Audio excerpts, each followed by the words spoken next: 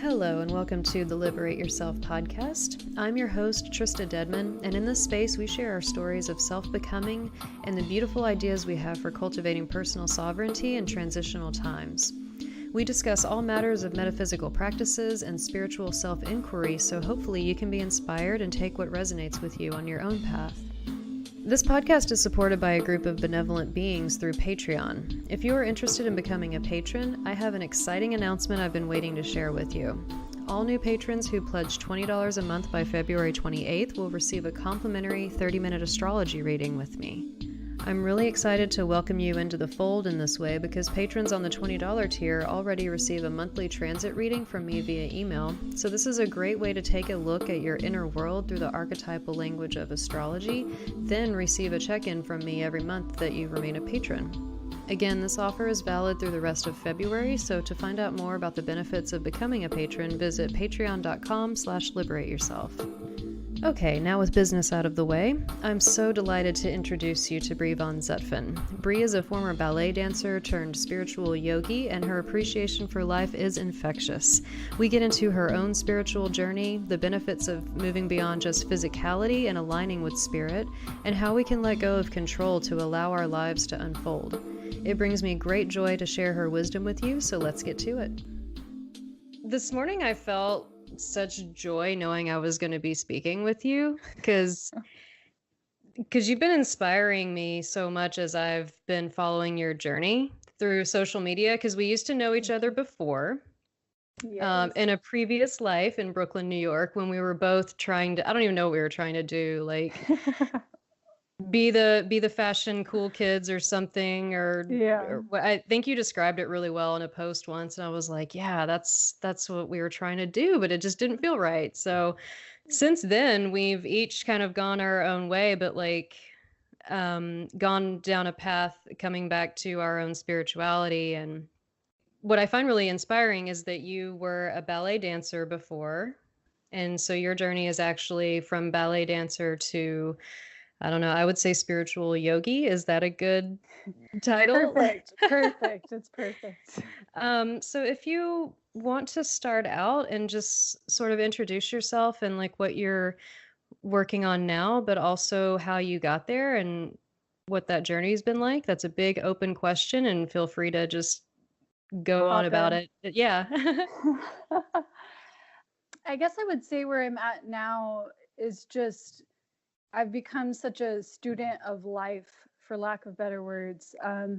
Just because before I was trying to kind of imprint my impression on what I thought my life should be or could be for the longest time. That was what all growing up was, and every kind of myriad of things I've been through has been is me trying to force something to happen over and over again, and that just wasn't working.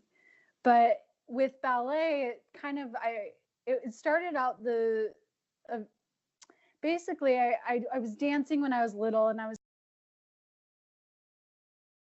I gave it this form, which was ballet, but I actually really loved freeform movement. Like it really was the freeform movement and kind of the formless that I loved, that gave me joy, that I felt connected to source, or I felt connected to spirit. Like an intuitive kind of movement, right? Yeah, exactly. But then, I think that structure is so important. So ballet really gave me the discipline to be able to figure out that I can find discipline and structure and freedom within that. But I got too caught up. And I think that sometimes we can like really just get caught up in the form of everything, or the structure, the schedule of everything, and how things need to be. And after a little while of doing that, my body started to just react poorly. Like I started to get injuries and all of this stuff because I was forcing. There was so much forcing mentally and physically just to be something specific. And I had kind of pigeonholed myself into that, So after that, I just decided to take a break and do nothing with my body. And that's like around the time that I met you. I wasn't really practicing too much. I kind of was like, I can be anything I want to be, so I'll be this other thing. And it needed to find another pigeonhole. It Yeah. needed to find another thing. So that's where I started to kind of channel my energy. But I noticed that whenever we're not kind of going in a path that aligns with our truth, things just start to fall by the wayside. Our health and how we're treating ourselves, and just like our mental health, our mental state of being. I had no connection to what I felt like was that little girl free form movement joy. None of that was there. And because I wasn't paying attention to my heart and other things that were guiding me, I just kind of took on all these negative habits, Mm-hmm. just, just playing around with like drugs and all of these things, and not eating right, not treating my body healthy, all of this stuff that came along with it, just because I was straying so far from where my heart was, at least I I know what you felt. mean. Yeah, and life Yeah. does have a way of like getting us back, or at least giving us the signals to like get back on track, you know? Yeah. Yeah, and if it doesn't, if you don't listen, it'll just call out harder. Mm-hmm. Something happens to let you know even more, like something's going on. You need to pay attention. Mm-hmm. So, I mean, that's what pain and sensation and all of that stuff is. It's just a call to pay attention. Mm-hmm. So yeah, tell me how I don't even know if you've shared this, but what first got you into yoga and how did that journey start? Yeah. So when I was dancing, when I was like 14, I think, really young, my mom practices Bikram yoga every day. Oh, okay. So I went to random class with her, and I could do every pose because I was flexible and a dancer. And so I was like, this is easy. I don't understand this. And then I quit dancing, and I had this period of time in New York where I wasn't moving my body at all. And I was really unhappy, and I felt really physically stagnant and just like a lot of stuck energy on a physical level. And so I was walking in Williamsburg one day, and I saw that they had a work study program for the Speakroom studio. Hmm. And since there was some kind of familiarity with it, because I had gone to class with my mom, I felt, I guess, safe enough or comfortable enough to be like, okay, I'm going to do that and continue to move my body and start to explore that. But that kind of just led me to practicing every day. And I was like, I would practice before I would come to work, and I would be like sweaty when I came into work at the Wow. boutique, or when I was working at Reformation. And I would just be like, I have to do this practice. This is the only thing that's grounding me and giving me any sort of clarity. Mm-hmm. And once you find anything that's doing that, it's like you have to stick with it, because that's the thing that's going to lead you to find clarity everywhere Mm-hmm. else. Mm-hmm. So I was just practicing every day. And then after a while, I was still not doing great, but I felt like a bit more on solid ground. And then I saw that there was this teacher training coming up, but it was actually a vinyasa teacher training. I had never practiced vinyasa, Mm-hmm. but I didn't want to go do a Bikram training because I had heard not so nice things about Bikram. Oh, I see. So I signed up for it, never having taken a vinyasa class, but just for some reason, and I think it was just spirit calling me, like, you need to do this. This will be the thing. And it was the most interesting thing, because I had no intention of teaching at all. I just wanted to learn more about something that was giving me so much. I felt like, oh, a call to learn, a call to gain information, any information I could. And I had trouble even talking through one thing when I first tried to articulate myself. It was so hard, just because I wasn't used to using my voice. Uh-huh. Dance is such a physical expression. And the thing I got, I think, attached to with it was, oh, I can use my body to speak. Like, I don't need to have to Uh, speak with my voice at all. I Almost can like a use my crutch in a body. way. Uh-huh. Yeah. That's a harsh term, but in a way, yeah, it's I'm sure using your physical body is almost like we find these distractions or these ways to like not do what what's really aligned with us. I did the same thing. Like, I was supposed to be speaking and sharing and helping others share this whole time, but for whatever reason, I was hiding in these other avenues that weren't working, same Mm-hmm. thing. Um, what was that? Can you explain real quickly for those who don't know, what is kind of the difference between Bikram and Vinyasa yoga? Like what were you more drawn to with Vinyasa? Yeah, so Bikram, well, if you've never taken a Bikram yoga class, it's basically you're in front of a mirror the whole time. There's no music. It's less of like a flow, for lack of better words. You're not moving breath to movement. You hold postures for a longer period of time. And it's more for like spinal strengthening. And Mm, also, it's very much you yourself in front of a mirror looking at yourself for half the class. And vinyasa is more of like a flow based movement, so it's less rigid, for lack of better yes, words. I agree. Yeah. So I think the difference between that on my end was just Bikram.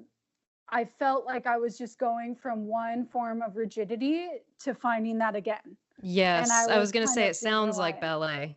Yeah, exactly. Yeah. Yeah. Which initially was comforting, to have a form that I was like, okay, this feels like a structure. But, if you're gripping onto something so tightly, it's not going to sustain you. You can't live like that. That reflects in how you're living too. Mm-hmm. So vinyasa was so freeing for me because it was like the free form movement that I found when I was a child. It Yeah. felt like more of a natural expression of what I was, at least for me. I mean, some people need structure, but I needed to be fluid. I agree with you. Yeah, I like to practice vinyasa as well, like an intuitive form of vinyasa. And it helps you be in the flow of life, like Yeah. be in the flow of spirit, so to speak. And yeah, Yeah. it feels really nice. Okay, I just wanted to get that out of the way Yeah. so we kind of understood, what was going on with your decision making or why it felt, better. So you began doing vinyasa yoga and working with this studio and Yeah. Well, yeah. I mean, it was hard. It was a long road to teaching just because I was so afraid to speak up for myself. So um, I made a few friends, and I could not have done it without them. Their support I mean, we need support. We just need support and encouragement all the time to be able to be all that we can be. yeah. When we have that, we're lifted up to where we can be our potential, and other people are too. So Mhm. I finally felt like I could speak. And initially, it was just around my couple of friends being able to talk through these series of poses. And that kind of just led me to start to teach. And initially, it was so hard. Every time I felt like I was going to have a panic attack, or I would actually have a panic attack before I would teach, just because there was so much blocking that. There was so much restriction. So every time it felt like I was a warrior. Every Yeah. time I had to be a warrior and be like, you need to put your fears aside if you want to evolve, if you want to move past this. Mhm. I wanted to be able to share eventually my truth, but in order to do that, I couldn't even talk through a shape. Initially, I couldn't even do structure with speaking. So, Hmm. yeah. So then I just started to eventually get more comfortable with it. And it's been years. I mean, it's been like 4 years, and I finally feel like I'm at the place where I'm I'm talking more about the physical form and practice than I ever have. And it's kind of translated into me talking more about spirit and being in line with truth and all of that stuff, and being able to be open to discussing that within the context of using the body, Yeah. and how that connects. So, but initially it's just like, get yourself in the room and get through the class. You're okay. I used to always Yeah. say to myself, like, you're okay, you're okay. Right. Did you Yeah. do any I'm curious, did you do any like chakra work like with your throat chakra before?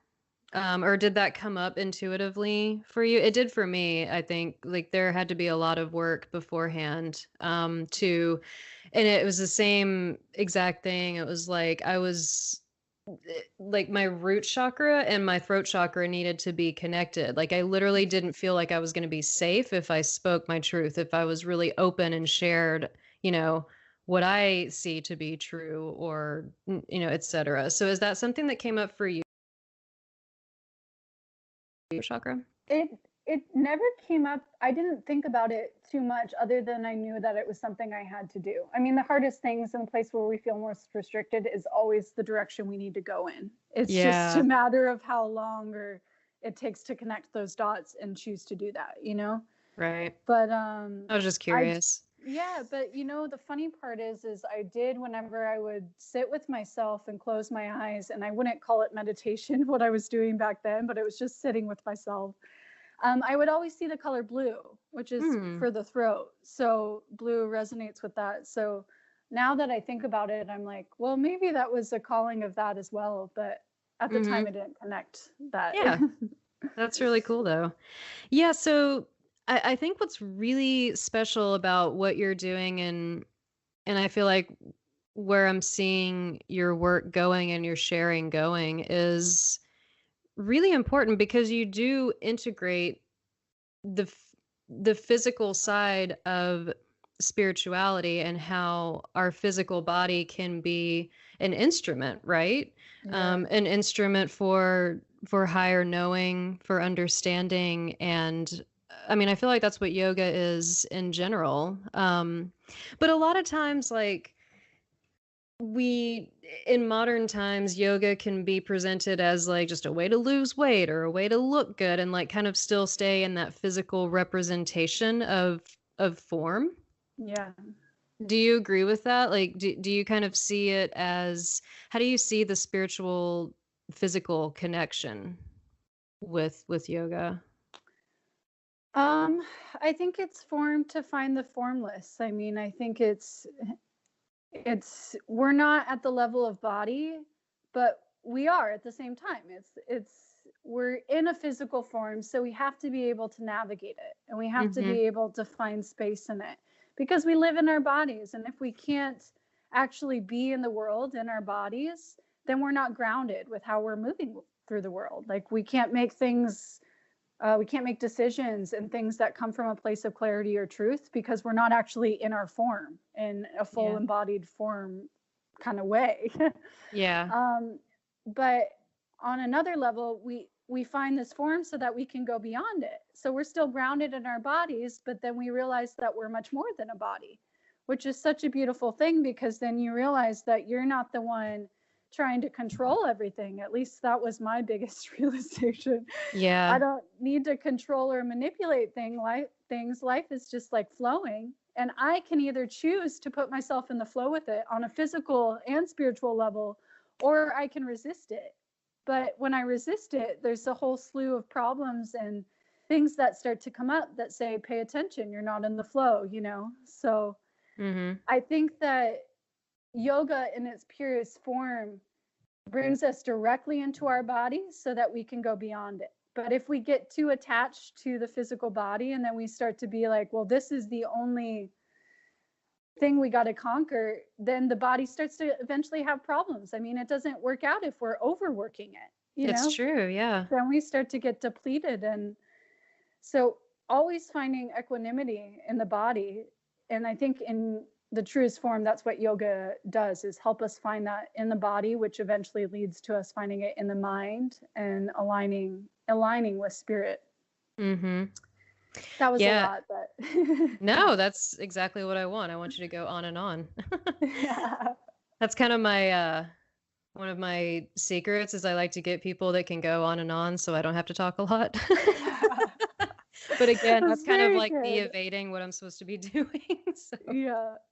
um, yeah, I agree. And do you, I feel like what we're butting up against these days, I mean, things are changing really rapidly. It's, you can't even like deny it at this point. And I think part of that has to do is we've spent so long being very physically focused as a society, very focused on our earthly identity and our physical form, Yeah. etc. And I mean, that's what I love about yoga, because I do yoga every morning, and it's like one of my, like, I have to do it. I can't not do it at this point because it does help to ground, but I think when we say ground, sometimes people think that in spiritual circles, may think that that means that you're still not connected, or that you will be too much in the physical here and you won't be, aligned with spirit or whatever. But I agree with what you're saying. It brings the two worlds together really well. The whatever you want to call it, the physical self and the higher self. I think it really attunes you are this vessel to be like a conduit for what our Yeah. work really is and what our aligned work really is. Do you feel like it brought you to this place of really knowing yourself better? Mm. Yeah, definitely. I mean, I still feel like I don't completely know myself. I mean, that's like the whole journey. I feel like every day I learn something new, every day I'm like, oh, you really didn't know that about yourself. That happens every moment. And it's like, duh, like Yeah, duh moments exactly. every time. Yeah. Yeah. It's, once you recognize something as a truth, you can't unknow it. And then you just start to see things that reveal truth every day. Like if you're seeking it out, it's going to reveal itself to you pretty much every second and you'll know. But I feel like, yeah, I think that the asana practice specifically has brought me into harmony with my body. I mean, I would say I'm a testament to that just because I was going from like a go, go, go, Bikram kind of like must do the posture, all of that stuff. And now these days, I take it very light in my practice. I barely, like, I just need a little bit of movement and then my energy's flowing in my body. I feel good. I feel buoyant. I feel light. And then I feel fine. Hmm. And that might be the opposite for someone else. I've seen it with students, where someone starts out feeling very lazy and kind of dense and they don't want to move, and their practice takes on a lot of vigor and a lot of strength. So we notice through the asana, through the vehicle of yoga, where we need to harmonize, where we need to align ourselves. So for me, it's definitely helped me get to know myself on a physical level, but also know that that's not the end goal. I mean, for me, I thought I was going to be teaching, either doing ballet or teaching yoga for the rest of my life, and that would be it. And now it's just a journey and I'm along for the ride. But I'm not Yeah. trying to define it. Yeah, and I know I wanted to ask you about it, but can you talk about it without defining it? Like, what have you been feeling lately? Like open floor, open mic. What's happening? What's flowing through Bree right now? I don't know. It's just kind of, it's a stepping out of your own way in a way. It's just allowing to be able to sit with yourself. I think that that's the thing. To be able to sit with yourself and love yourself. I Mm-hmm. mean, that's like taken me up to here and I'm still learning it. Mm-hmm. But to be able to sit with yourself and love yourself makes you be able to accept and step back and be able to allow the universe to move through you and work through you without you needing to control. I think a lot of the time control comes from needing to prove something to yourself. And Or when you love others. yourself, yeah, exactly. Yeah. Thinking When that you you love need to yourself, prove something and you yeah, don't. Like, we're just yeah, here. It's just the simple fact that we exist is the proof that, we're supposed to be doing what brings us joy and what makes us happy and what feels really good, I think. yeah, exactly. So I think that the main thing, especially in the past year and a half, has just been being able to sit with myself and like who I am. Mm-hmm. And like who I am and accept who I am in the moment, flaws and all. And once that happens, immediately it feels like a doorway opens up. I can breathe with myself. And every time that happens, I come out of either meditation or sitting with myself with an idea or direction, Yes, without a doubt, I every agree. time. Mm-hmm. But if I'm too clouded with my perception of what I need to be, who I need to be, Mm-hmm. then I come out of that feeling, you know, oh, what do I do? I don't know. I don't know. Yeah, And trying to figure it out, trying to figure yeah, it out. And exactly. Trying yeah. to imprint something on something that's already flowing naturally. Mm-hmm. But that being said, it takes time. Initially, just sitting with all the stuff that's getting in the way. Like, it's not like you sit with yourself and immediately you can go, I like myself, I love myself. You have Yeah. to do that over and over again and see all the stuff and the reasons and the ways that you doubt yourself and don't love yourself and all of this stuff. And that brought And up a lot for me. That was like half a year of me just crying every day, yeah, like unraveling those knots, I think Yeah. that's always been a metaphor that works for me. Like we're kind of bound up in these ways, or we, created these patterns and these knots within us, and really sitting with yourself. And I mean, I'm a big fan of like doing shadow work and kind of going back to the root of things, or the genesis of where a behavior started, and Mhm. I think sitting with ourselves and really questioning our thoughts, questioning where it may not be may not be comfortable for everyone, but I don't know, I question everything, so it seems to work for me. But especially when I'm like running this cycle or this pattern, this same story that's been going on and on and on, like really stepping back, like you said, like really stepping back and looking at that and observing and inquiring, like, where did that even come from? Is this even me? And Yeah. a lot of times the answer is no. Like it Yeah. it it comes from, our childhood, when we were like building ourselves essentially based on what people around us were prescribing for us, you know? Mhm. I don't know if that's similar to what you've been through as well, like in your self-inquiry. Yeah, I mean, a question I've always asked myself, especially since I quit ballet, was like, because ballet was like my identity. So after I quit that, I was like, who am I? That's Yeah. always the question. Who am I? Yeah, I that's a can't good I one. can't be this passing thought. I can't be this one thing. I'm a multitude. I could be exponential. I could be anything in any moment. So Mhm. I always sit with that. Who am I? And thoughts are so powerful. They're energy. So they often, what we think about gains momentum and eventually it becomes our reality. So Mhm. sitting with it, like you said, is such a beautiful thing, and being able to ask even who's thinking this thought?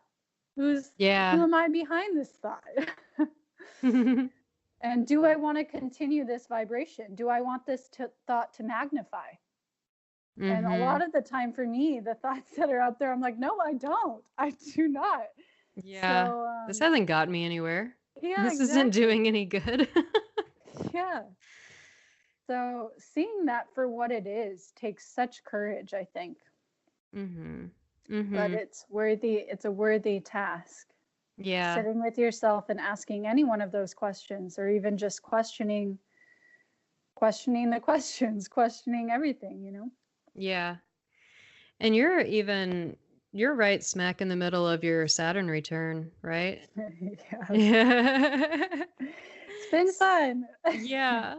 Saturn, and I mean, as much as you talk about physicality, it makes a lot of sense because Saturn and Capricorn is definitely like form, like Mhm. crystallized physical form and discipline of the physical self, etc. So it's really beautiful that you're, I feel like the lessons that you've been giving to yourself and that what's been given to you is kind of going through that, lens.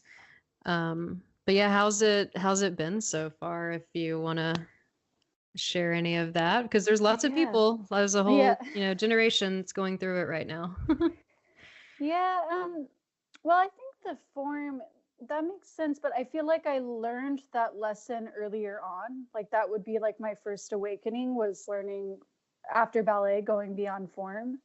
And I feel like what this is bringing up for me is trying to get beyond my mind a bit, because I'm very much in my head a lot of the time, or have been, and that's what I've been working through. So all the challenges and everything, all the tension in my head, that's really but what's been coming up nonstop during my Saturn Mm. return. So Mhm. that's kind of been the thing unraveling. And it's always a choice. It's a gift that it's coming up, but it's a choice whether to look at it or not. And Yep. I feel like that's the main thing, is being brave enough to be able to see all the things that are coming up, and being able to say, okay, I'm gonna deal with them. I'm gonna be kind to myself, and I'm gonna deal with them. Whether it's, for me, it's brought up like issues with family. It's brought up a lot of anxiety. It's brought up a lot of residual mental tension that I've built up around certain people or places or things. So all of that is coming to the surface. All of the stagnant, dormant stuff is coming to the surface. And I think we just need to see it as an opportunity. It has to be just this beautiful opportunity to be able to see all of that and think of it as, wow, I can really magnify my potential and my capacity in this moment by learning this lesson, learning why this is coming up. Yeah, I love that. It's beautiful. What would you tell, at this point, what would you tell younger Bree? I love you. Yeah. I love you. That's it. I love you. You're doing great. That's all. Yeah. We need to hear that so much. Yeah. You're doing great. Like, you're doing great. You're the only Everything one is that's fine. yeah, exactly. You're the only ones that's saying you're doing bad, So you're doing great. Yeah. I think we've had that in common. We can be really, really hard on ourselves, like super, super hard on ourselves, like thinking that discipline is everything. Yeah. I don't know. That's kind of how I felt a lot. It's probably like Capricorn moon stuff, but like thinking that through discipline and through hard work, that's when I'll get the love, or that's when I'll get the reward or whatever. It's kind of, yeah. And I'm the same as you. I'm very, very in my head, very mental. And I think that that's what a lot of my path has been about as well, is just, it sounds cliche, but literally just letting go, like just, and there's so many different facets of letting go. And it feels different every time. And a lot of times I'm like, when I'm doing my internal work and I'm like, oh yeah, let it go. Like, again, it's like such a duh thing, but it, like I said, it's so multifaceted and is appropriate in so many different kinds of ways. And it just always seems to be the answer, to let go and just let it flow. Because we're not in control. Like, physical identity, like, we're not in control. I remember that being a revelation, is just knowing that it was like a relief. Oh, I'm not it's not all up to me. Yeah. Yeah, and it's also putting yourself, I mean, when you put yourself in that place and you surrender and you let go, there's so much more that you're allowing. There's so much more space, even just a little bit, choosing to let go of one thing, creating this small little bit of space, you notice that you're available more to life. You're available more to the people that are in front of you and the experiences that are happening in front of you, Otherwise, it was just me planning my whole life, every moment. I know. Even when I was with people, it'd just be me like, what do I have to do next? Yeah. Where am I going next? Without taking like your surroundings or anything into account. I know. It's been really beautiful. Like, just like I said, just a relief to let things like that go. And do you find like shedding identity? Because I feel like what you were talking about with, being a ballet dancer was part, like, your identity, and then you were trying to, impose like something onto what was already there. Like you said, I feel like that mechanism is kind of trained into us as well, to like pick and choose from a menu, essentially, like an identities. And maybe there's like a mixture of them or whatever, but I feel like that's something that definitely needs to be transcended as well. Like, not thinking that you have to be, this may be controversial, and I don't care. That's what this show is for. But I feel like I really see that out in the world a lot right now with the extreme polarization, and because we are really, really pushed to just pick and choose okay, there's this identity, this is what you are, and this is what you believe, and this is how you talk, and these are the things that you spread. But I feel like really being objective and stepping back and like I said, just letting even that go, letting the idea of identity go, um, continuously. Hmm. Like you Yeah. said, I really like how you said that gives us that space to really know ourselves Yeah. and to really allow things to happen. Yeah. I mean, if we're filled up with so many ideas about ourselves, you know, what kind of space does that lead us to learn? To learn, to evolve, to grow, if we're filled up with all these ideas, because then we just end up getting to attach to them. I Mhm. am this, so I can't be this, is the underlying thing. Or I am this, and this is where I'm at. And then everything becomes a defining figure rather than just allowing it to be this evolving thing. I'm different than I was yesterday. I'm different than I was the previous moment. And thank goodness, I want to evolve. I want to grow, I want to keep Mhm. moving and evolving. So I think, yeah, yeah, I think it should just always evolve and change. And I won't be, if no one showed up to my classes for yoga, I would just stop teaching yoga, and I would say, what is spirit calling me to do next? I wouldn't mourn for that, because to define myself by that is so limiting. I'm Mhm. a Mhm. I'm a sister, I'm a wife, I'm a Yeah. mother to a dog, whatever. But like all of these things, like if I define myself by any one of those things completely and solely, or I limit myself to that, then what chance does that give me to find what I'm potentially able to be? You know? Mhm. Yeah. Absolutely. So yeah, beyond yoga teacher, what have you been interested in lately, or what fills your life and inspires you? Yeah, so I've been working with a new teacher that I actually met because she was coming to a 6 a.m. Bikram yoga class for like a year. She was coming, and I was like, this woman is amazing. And she was singing in the shower. She was just like, had the best energy. And I was like, okay, I don't even care about doing any cool yoga asana shapes anymore. I don't care about anything, but I want to elevate my spirit and be connected to faith, or find my connection, or feel like I'm in trust, in faith. And this woman kind of embodied that without needing to say anything. Mhm. Mhm.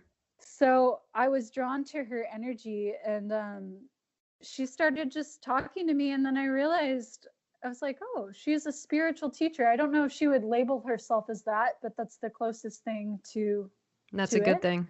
Yeah. Yeah, exactly. So I started doing work with her, and I started being part of her group, which is called Journey to Worthy. She's an amazing teacher, and she has a group that she leads retreats with and workshops with in LA.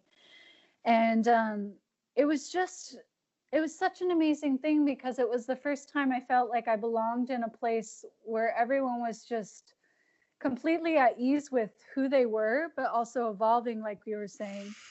And just all different age groups, all different ethnicities, everything that you could imagine. And I found myself in the middle of it feeling like I've never felt more like I belonged. That's wonderful. Yeah. Mhm. So, someone that's able to speak and articulate and have everyone hear the message, I mean, that's where I would like to be. That's where I would like to go, is to be able to hold workshops and retreats, or whatever form it may take, doesn't matter, but to be able to speak and help others, and also bring together a community in the way that she does, in a way that everyone feels at home and at peace, and feels like they're helping one another, Mhm. because we don't often have that these days. It's really hard No, to come by. it Yeah. is. I was just It's talking with my boyfriend about that because it seems like that is an interesting point. Community, like I think community is changing as well because I feel like it's. I don't know. I don't know about you. Tell me. I'm quite introverted for the most Yeah. part.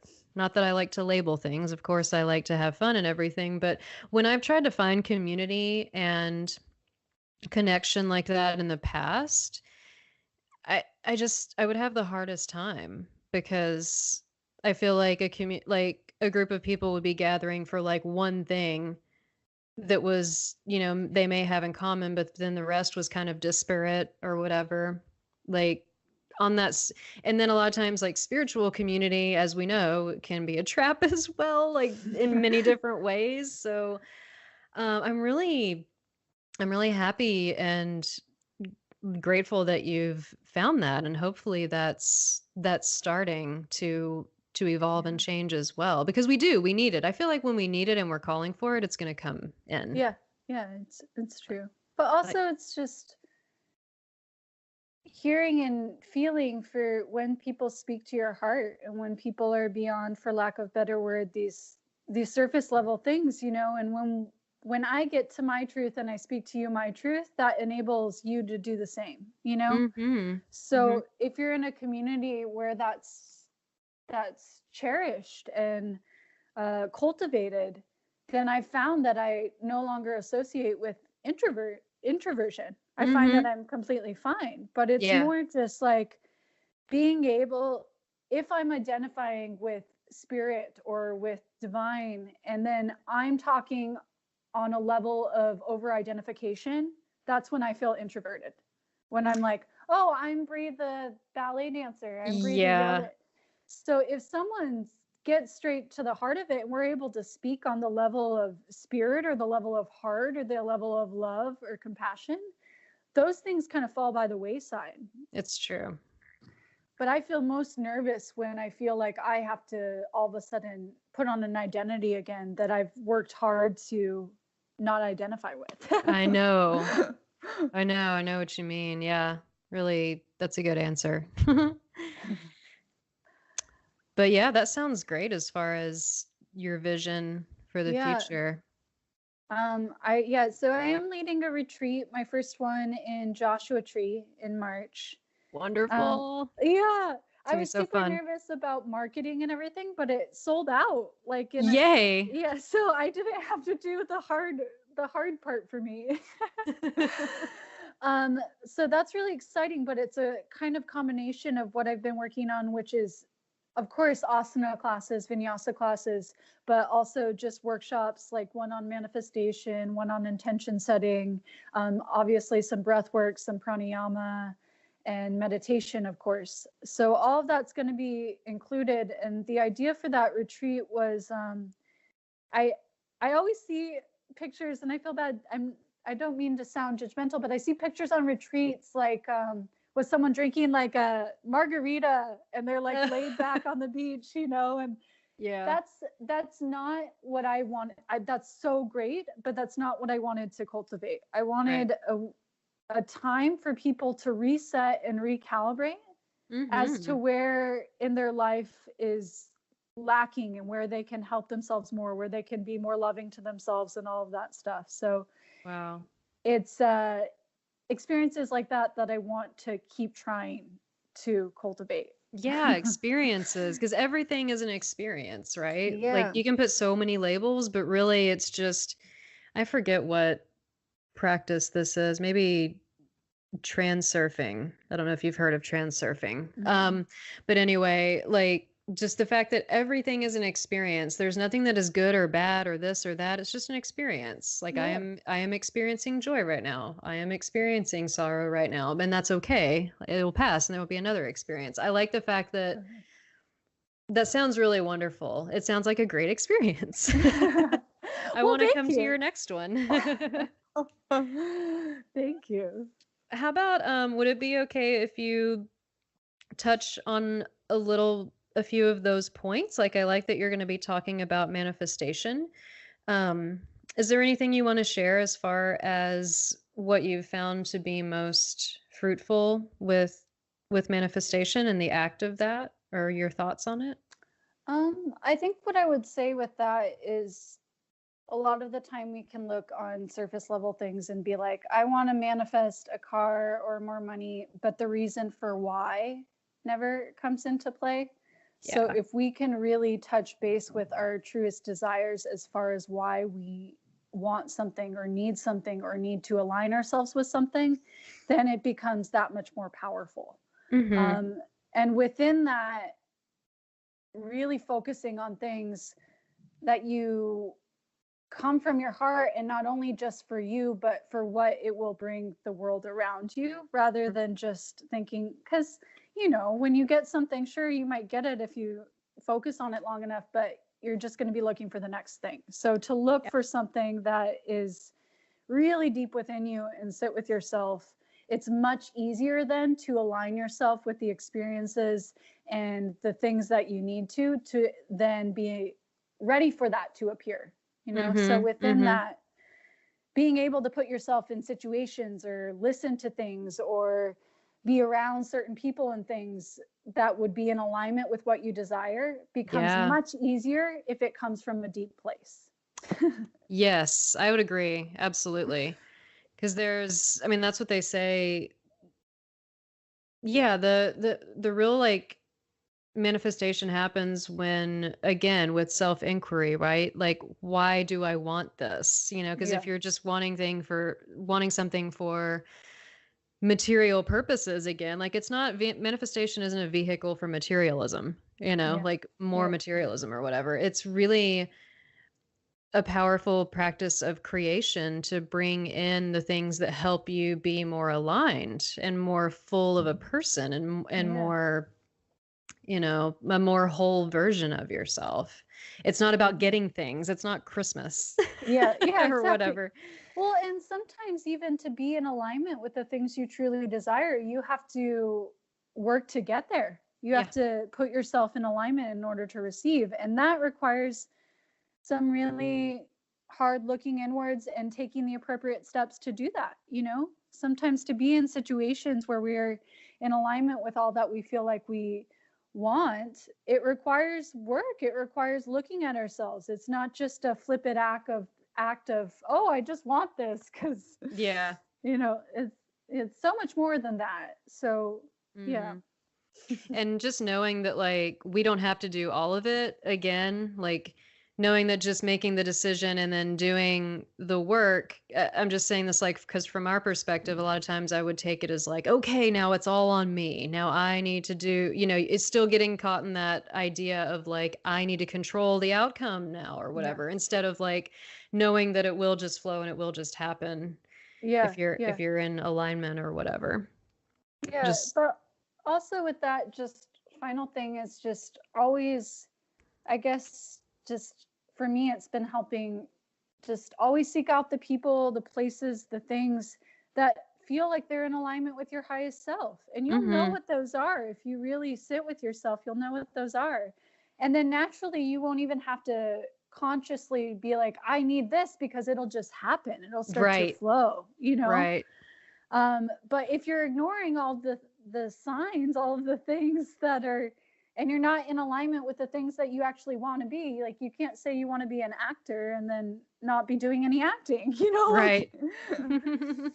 So yeah, yeah. Excellent advice, my friend.